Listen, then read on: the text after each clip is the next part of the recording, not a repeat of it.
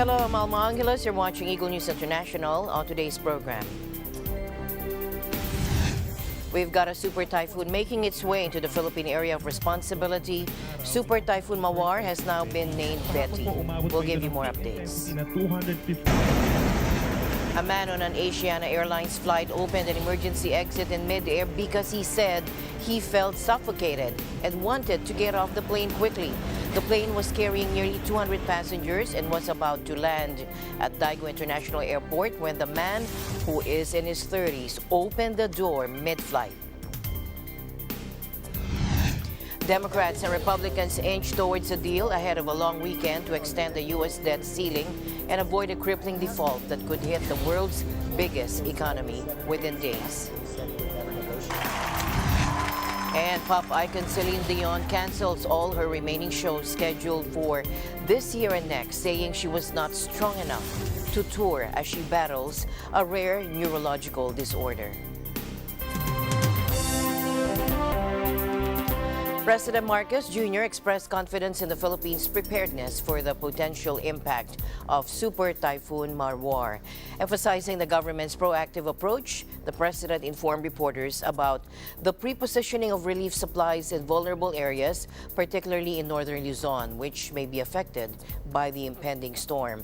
While Marwar is not anticipated to directly hit land, the outer bands of the typhoon and its accompanying heavy rainfall pose a significant risk of causing extensive damage. Consequently, the president said the government is adjusting its strategy in preparedness.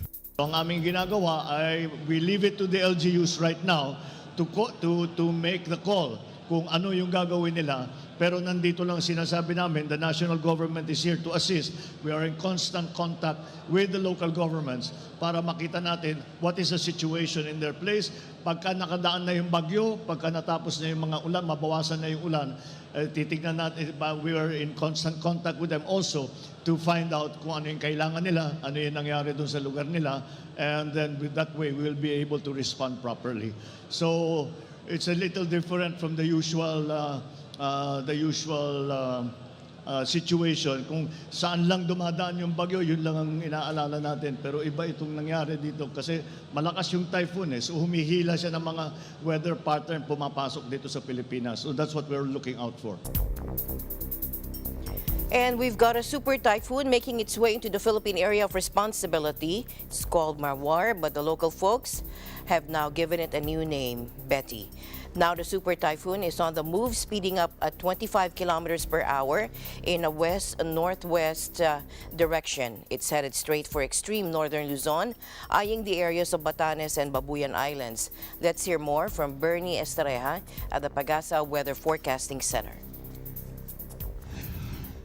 Pumasok po ng Philippine Area of Responsibility kaninang alas 2 ng madaling araw itong si Super Typhoon Betty. Kahapon po umabot pa ito ng peak intensity na 215 kilometers per hour.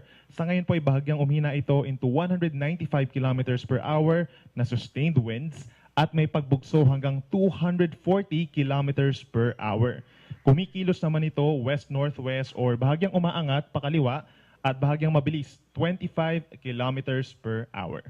So sa susunod na 2 araw or over the weekend, generally west-northwest yung pagkilos nito at mananatili pa ring malakas as a super typhoon. So between 185 hanggang 195 kilometers per hour yung lakas, pumupunta po sa direksyon ng extreme northern Luzon.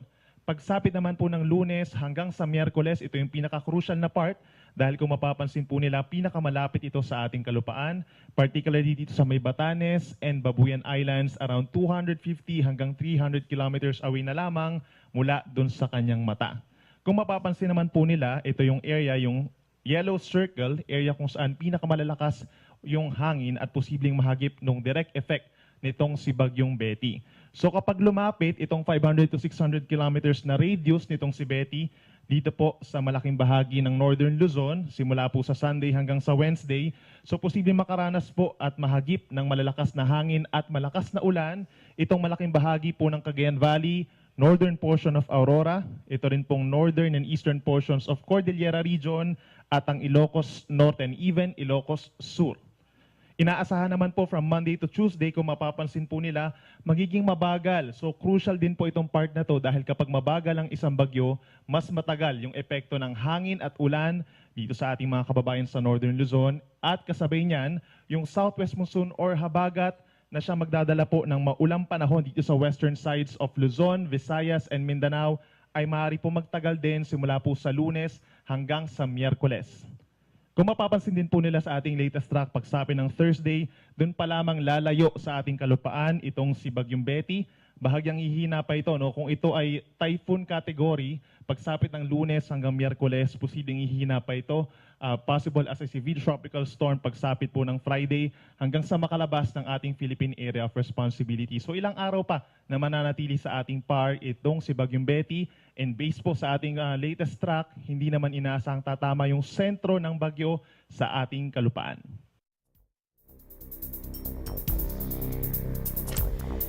Now, hold on tight. Some wild news for you. Picture this. There's this Asiana Airlines flight. As you may have heard yesterday, it was about to land on a nice Friday afternoon and everything seems normal. Take a look. Here's the plot twist. Out of nowhere, a passenger decides to take matters into their own hands. They go ahead and open one of the emergency exits while the plane is preparing to touch down. And here's the crazy part. The passenger sitting near the emergency exit just decided to casually open the door like it's no big deal. They touched the lever, the door swung wide open while the plane was still about 200 meters above the ground. Now, some quick-thinking passenger managed to capture the whole scene on video, and it was later aired by Yonhap News Agency. The footage showed the wind going wild through the open door, whipping around fabric seat backs and even passengers' hairs. Now, don't worry too much because the plane did manage to land safely, but unfortunately, a few people had to be rushed to the hospital. Now, the man who caused chaos was reportedly feeling suffocated and desperate to get off the plane, according to South Korean police. The man faces up to 10 years in prison for violating aviation safety laws. And listen to this, there was quite a stir when a guy crashed his car into the gates of the UK Prime Minister's Downing Street complex in London. You'd think it will be labeled as a terror-related incident, but the police are now saying otherwise at the moment. Our correspondent from the UK Bureau, Love and Season, reports from London. A car crashed into the gates of the UK Prime Minister's Downing Street complex in London, leading to a significant security alert. However, authorities are currently not treating the incident as terrorism-related. The driver was apprehended by armed officers at the scene on charges of criminal damage and dangerous driving. The collision occurred in the afternoon, causing no reported injuries. Prime Minister Rishi Sunak was reportedly inside the building, which serves as both his office and residence, but left shortly after the incident. Videos captured a silver car driving slowly across Whitehall, emerging from a gated area near the Ministry of Defense and eventually coming to a halt after hitting the large metal gates protecting the entrance to Downing Street. Police set up a cordon around the vehicle, identified as a Kia, with its trunk open. A small cordon remained in place outside Downing Street for about 2 hours following the incident, while local officers in Westminster continued their investigation. Eyewitnesses described the impact as slow and witnessed a swift and professional response from the police, who quickly evacuated the area. Downing Street, located in close proximity to the Houses of Parliament, maintains strict security measures, including barriers on footpaths and in front of government buildings, in response to previous incidents. The incident serves as a reminder of the heightened security measures in place, as well as the armed police stationed at the entrance and the reinforced gates that provide the first line of defense. Reporting from London, United Kingdom, this is Love and Season. Stay alert, for we'll live in extraordinary times.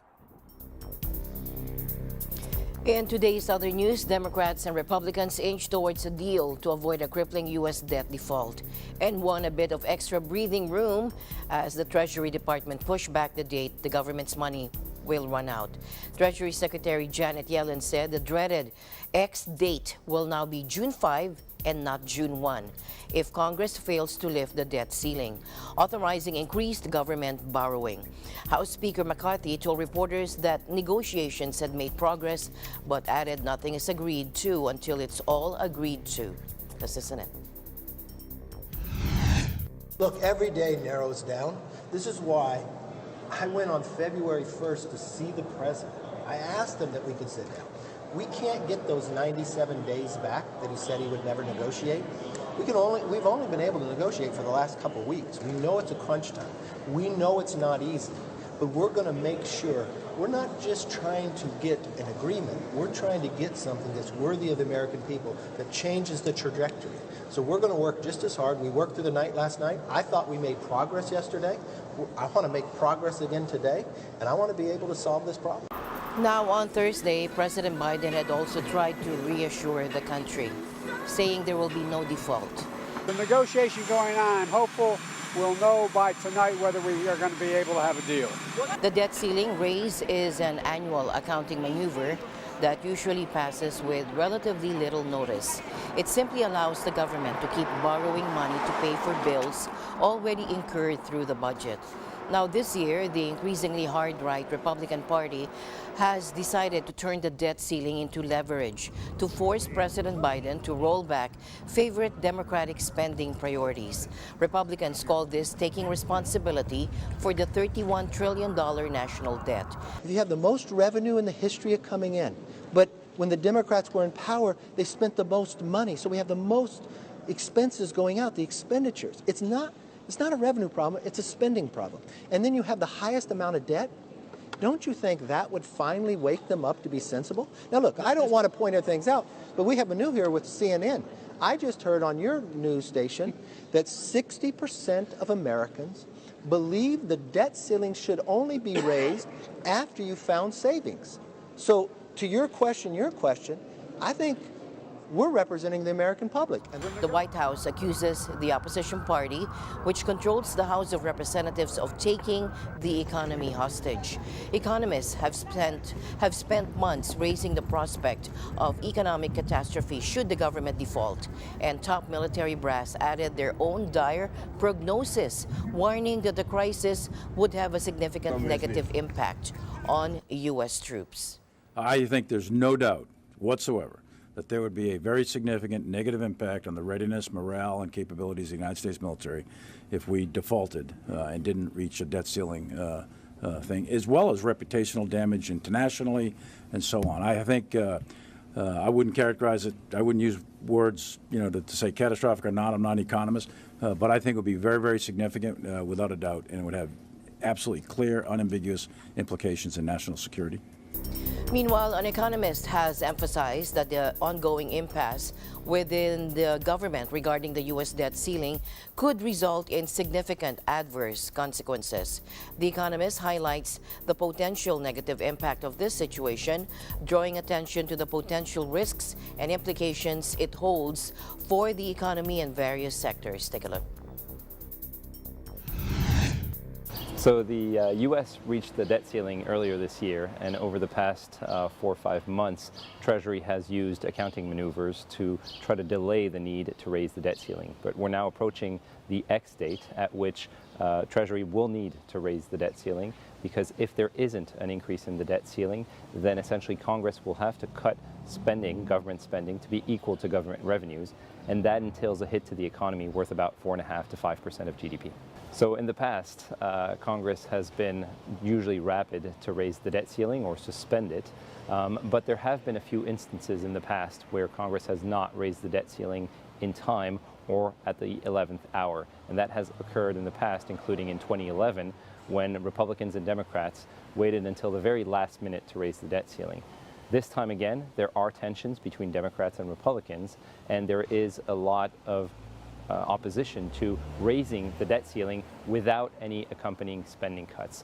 That means that we're, again, at the very last minute to raise the debt ceiling before this potential X date. So in the current environment where we have uncertainty as to Congress's ability to raise the debt ceiling, any type of further delay could have consequences beyond the economic and financial market ramifications. You could see a significant negative impact on investor confidence, on business confidence, and on consumer confidence, which would amplify the initial economic and financial market impact. So in a case where Congress would not be able to raise the debt ceiling, the consequences for the economy would be quite severe. There would be an immediate economic hit because government would have to cut government spending by about 4.5% to 5% of GDP. And there would be significant financial dislocations in the form of severe plunge in stock prices, a rise in volatility on financial markets, as well as a potential significantly negative hit to both consumer and business. So the US dollar is the reserve currency of the world. We have often seen that in times of uncertainty, in times of stress, investors have taken refuge in US dollar denominated assets. In the current type of environment, if there is this incapacity to raise the debt ceiling and therefore this need for Congress to cut government spending and questions around the prioritization of interest payments on the debt, you may start to see investors shy away from US dollar denominated assets, including Treasury securities, and seek refuge in other potential safe havens like the Swiss franc or the euro. Meanwhile, the International Monetary Fund has some interesting insights to share about the U.S. economy. The IMF's managing director, Kristalina Georgieva, told reporters that the IMF doesn't think the U.S. is headed for a recession. Now, that's some good news. However, there's a little twist to that story. It seems like inflation might be a bit of a troublemaker because it's expected to stay above the Fed Reserve Bank's target of 2%, not only this year, but also the next. Let's listen in. On a Q4 to Q4 basis, we expect the economy to grow by 1.2% this year and retain momentum into 2024. Unemployment we see as rising slowly to get close to 4.5% by end 2024, still a fairly strong labor market. Now, this resilient demand and the strong labor market are something of a double-edged sword. They have been certainly a boost to American families, but they have also contributed to more persistent inflation that had been anticipated. We now expect core PCE inflation to fall only slowly, ending this year at around 4%.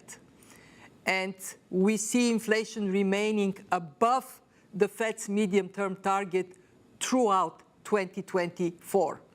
That takes me to my second point.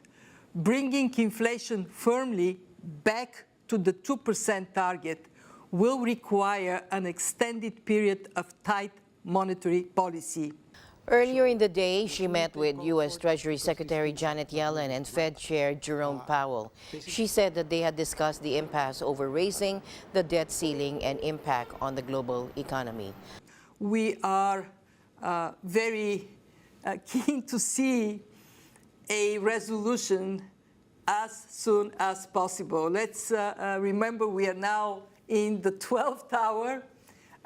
So coming with a good outcome for the U.S. and for the world economy is paramount.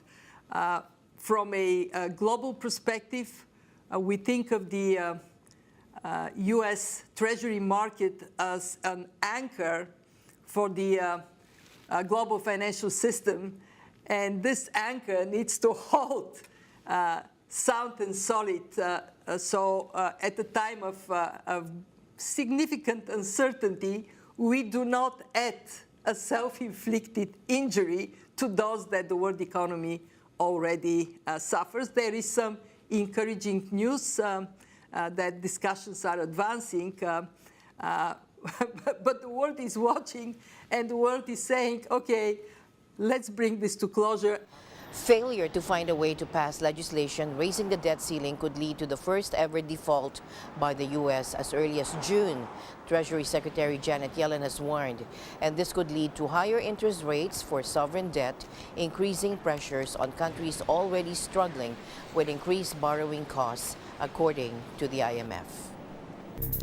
So now, get this, Netflix seems to be placing a bet on a new move to tackle their declining revenue and fluctuating subscriber count.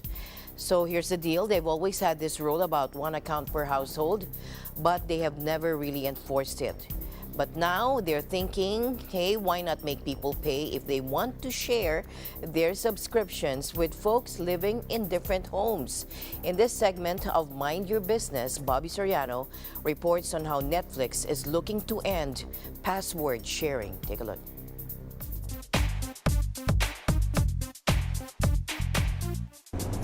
Do you share your Netflix account with a friend or maybe a relative not living with you?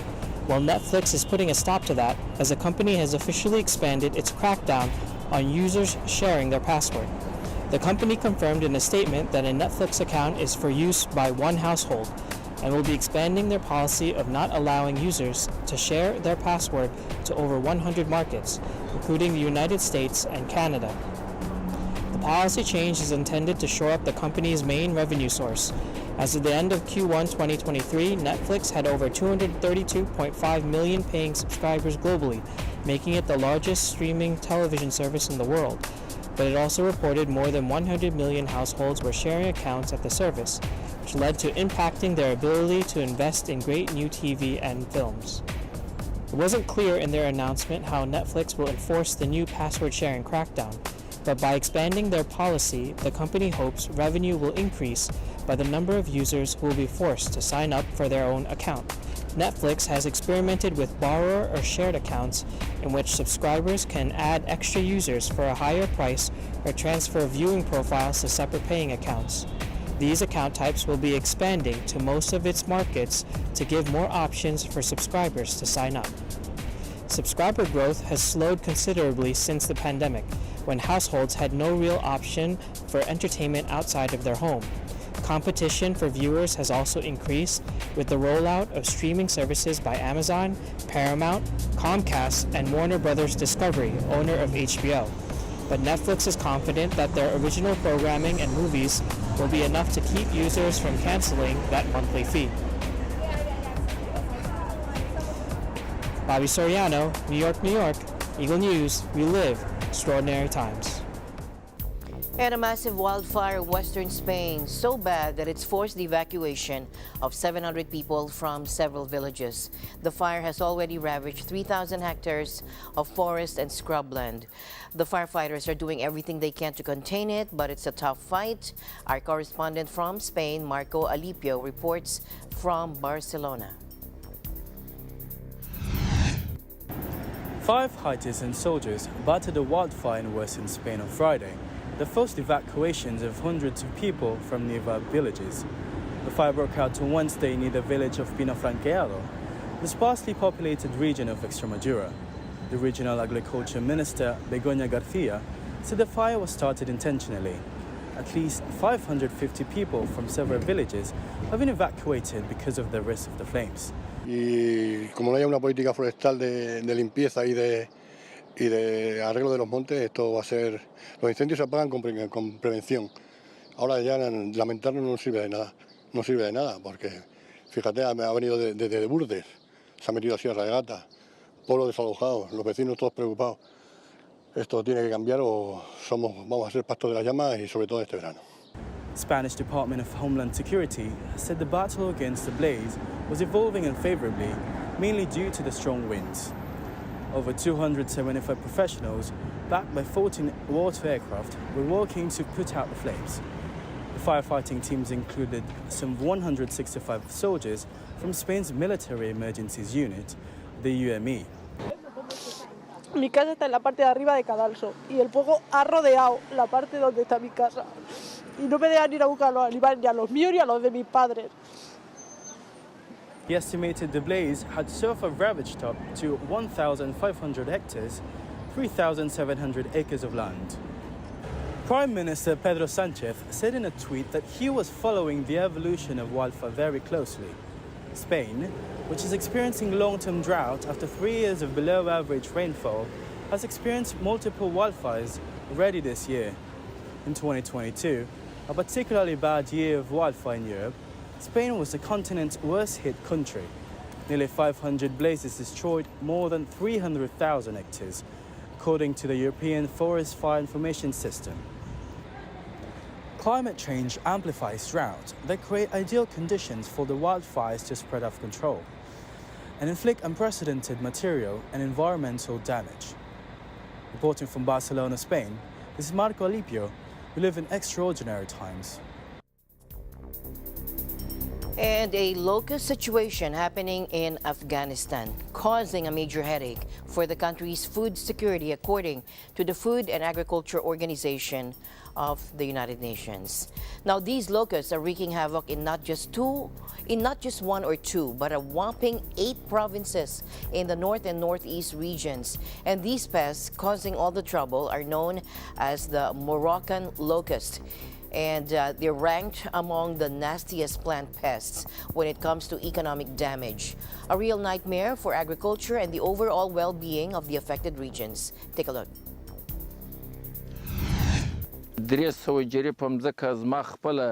د بینه دغه ملخو وړیا ده او یو ډیر زره جریپه مالچر یعنی په دغه سیمه کې چې 10 کیلو چار در چاره پراته دي یعنی دا د بینه تللې ده دغه ملخو د بینه وړیا ده. The Moroccan locust is regarded as perhaps the world's most economically impactful plant pest.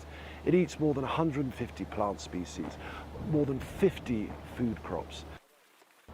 We were able to mobilize communities thanks to the incredible efforts of 5 national and international NGO partners to begin mechanical control practices. These have been used in this area for centuries, for hundreds of years.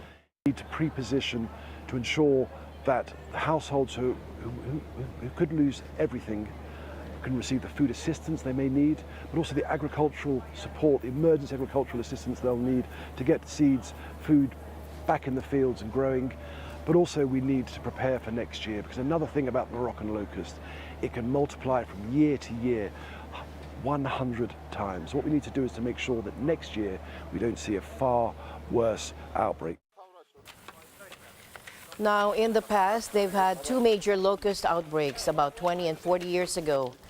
And those outbreaks caused some serious damage, resulting in an estimated loss of 8 and 25% of the annual wheat production. No small potatoes. Now, when these locusts are still young and in the early stages of life, they're easier to control using mechanical methods. But here's the kicker. About a month later, they grow up into adults, develop wings, and form massive swarms. Now, these swarms take off and head towards the lowlands, causing more damage to precious agricultural crops. Now, those locusts can fly anywhere from 50 to 250 kilometers, depending on how strong the wind is. And get this, they can even cross borders, making their way into neighboring Tajikistan, Uzbekistan, and Turkmenistan. Likely, they have no regard for boundaries. Now, the Secretary General of the United Nations, Antonio Guterres, has some urgent words to share about the situation in the Horn of Africa. Now, he said things are getting tough. In a speech delivered during a pledging event, Mr. Guterres didn't hold back. He made it clear that a series of crises are piling up and posing a massive threat to the lives and livelihoods of millions in the region, like one problem after another, and it's reaching a tipping point. Take a look. Crisis atop of crises is threatening the lives and livelihoods of millions across the Horn of Africa. The longest drought on record, mass displacement after years of conflict and insecurity, skyrocketing food prices, and now chaos and fighting have engulfed Sudan, radiating instability across the entire region. We must act now to prevent crisis from turning into catastrophe. Make no mistake, action will make all the difference. Last year, thanks to generous support from donor countries, we delivered life-saving assistance to 20 million people, and we helped avert a famine.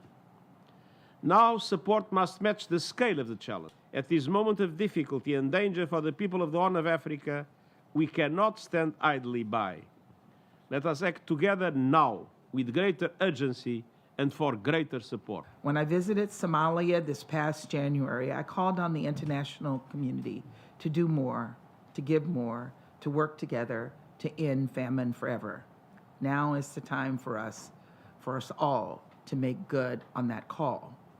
Today, I'm proud to announce that the United States will provide nearly $524 million in additional assistance to respond to dire humanitarian needs in the Horn of Africa.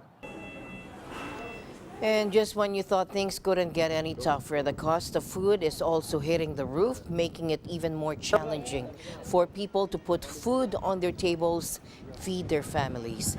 The recent fighting in Sudan has added another layer of complexity to an already desperate situation.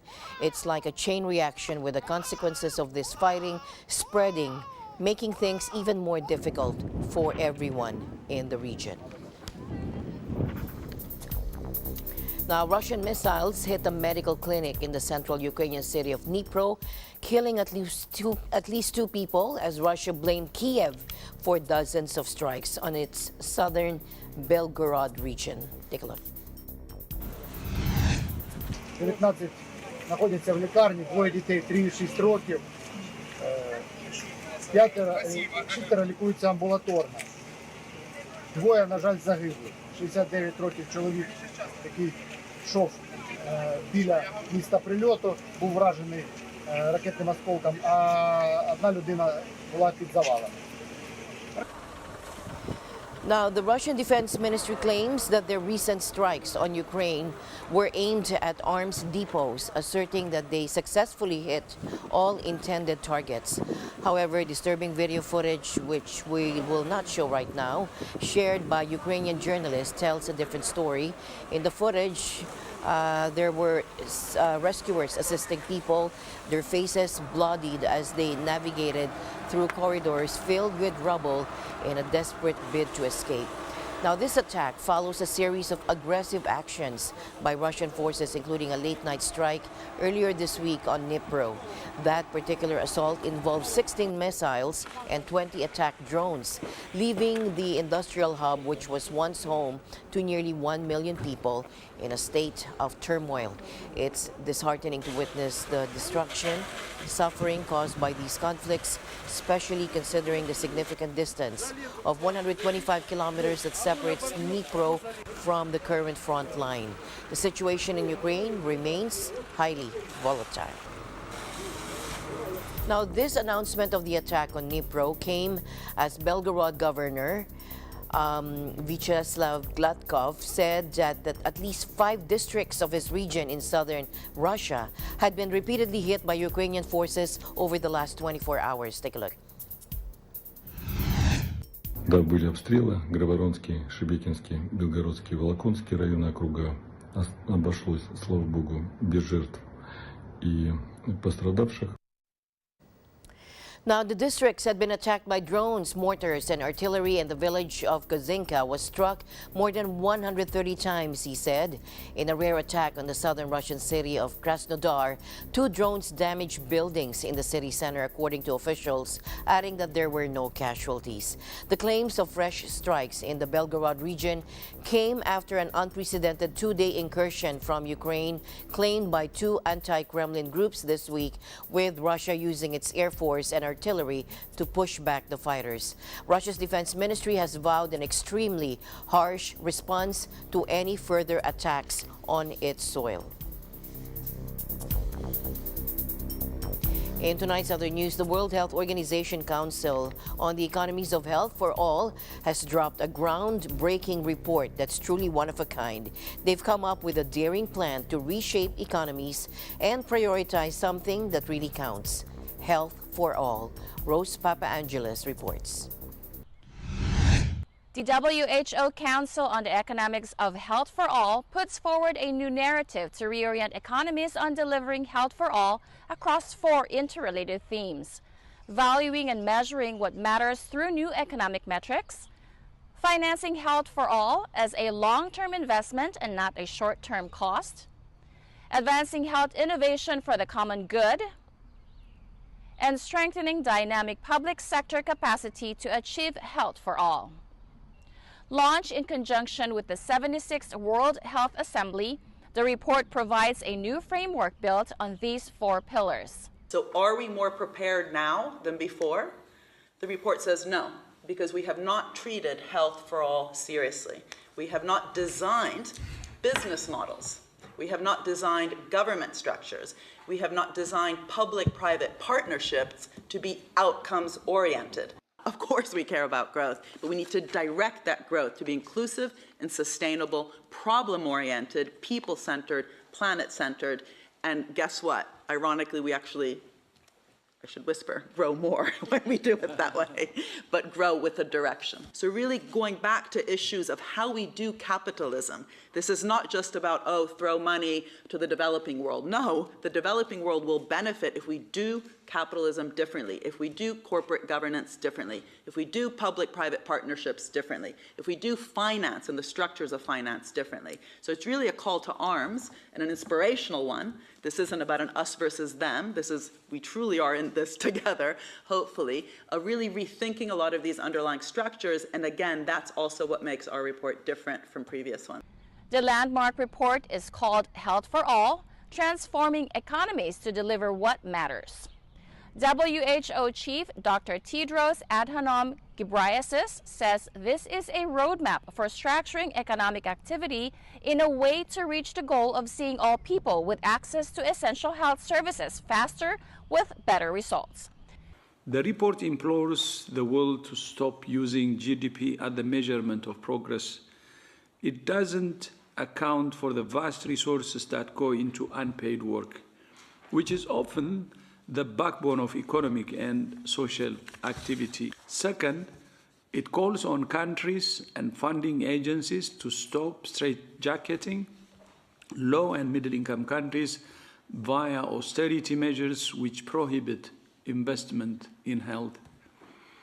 It calls instead on financing for health to be both adequate and sustained over the long term.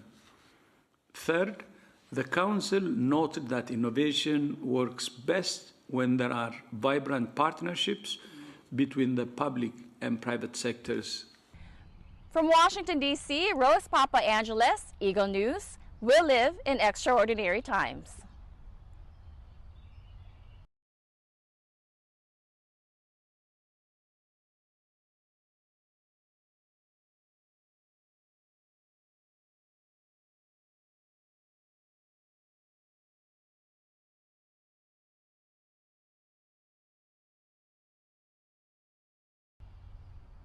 Thanks, Rose. Heartbreaking news for Celine Dion fans. The beloved pop icon announced that she's canceling all her remaining shows for this year and next. The reason behind this tough decision? Now, Celine is currently battling a rare neurological disorder that's taking a toll on her strength. Take a look.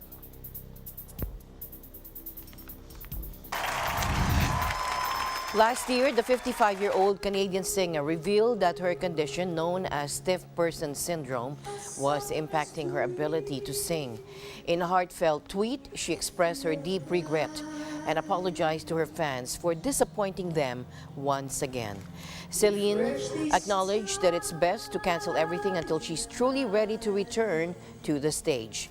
But don't lose hope just yet. Celine made it clear that she's not giving up, and she is determined to overcome this obstacle and can't wait to see her fans again. In an official statement released by her tour, it was announced that all remaining dates for 2023 and 2024 have been canceled due to this unfortunate circumstance. In her personal statement shared on Instagram, Celine expressed her dedication to rebuilding her strength, and she highlighted the challenges of touring even under normal circumstances and emphasized the additional difficulty she's facing in her current state. It's undoubtedly a challenging journey for her. People with stiff person syndrome often experience stiffness in their muscles, particularly in the torso, arms, and legs. Spasms can be triggered by noise or emotional distress, making it even more challenging for Celine to perform.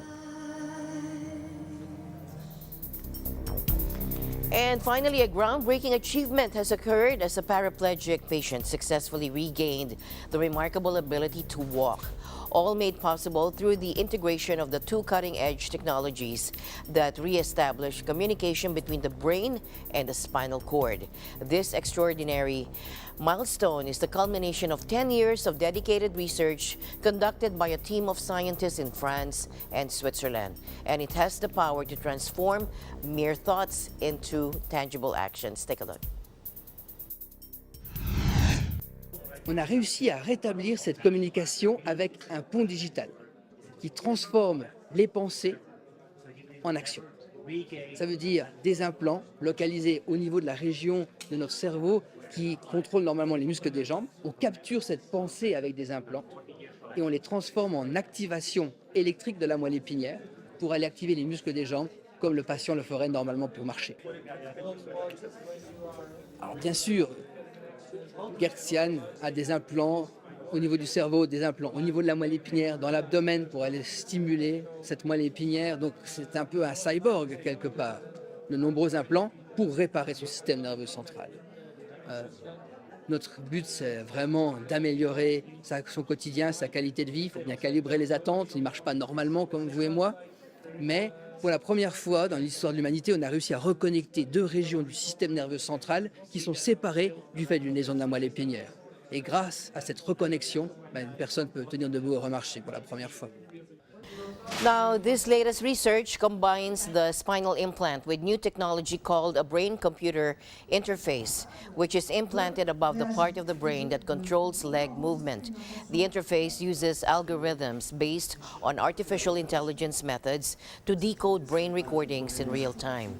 Now, this allows the interface, which was designed by researchers at France's Atomic Energy Commission, or CEA, to work out how the patient wants to move their legs at any moment. The data is transmitted to the spinal cord implant via a portable device that fits in a walker or small backpack, allowing patients to get around without help from others. The two implants build what the researchers call a digital bridge to cross the disconnect between the spinal cord and the brain that was created during Gert Jan's accident. Now, there was another positive sign. Following 6 months of training, he recovered some sensory perception and motor skills that he had lost in the accident. He was even able to walk with crutches when the digital bridge was turned off. It might not be for everybody because it's not only implanting the system and then you can walk. It's still a hard period of training. And they told me, no, we can't help you. I could move my arms and they said, like, be happy with this. But I never believed that I couldn't walk anymore. At this point, it was not based on anything, actually, but I still kept hope. So, when could this technology be available to paralyzed people around the world? Mr. Sharvit cautioned it'll take many more years of research to get to that point.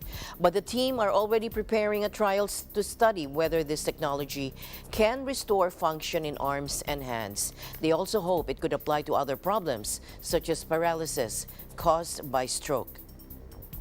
As always, I'll end the week on a thoughtful note. Our ability to look back and smile at our past is proof that God's plan is to keep us moving forward. This has been Eagle News International. I'm Alma Angela. Stay alert, stay informed, because we live in extraordinary times. Good night.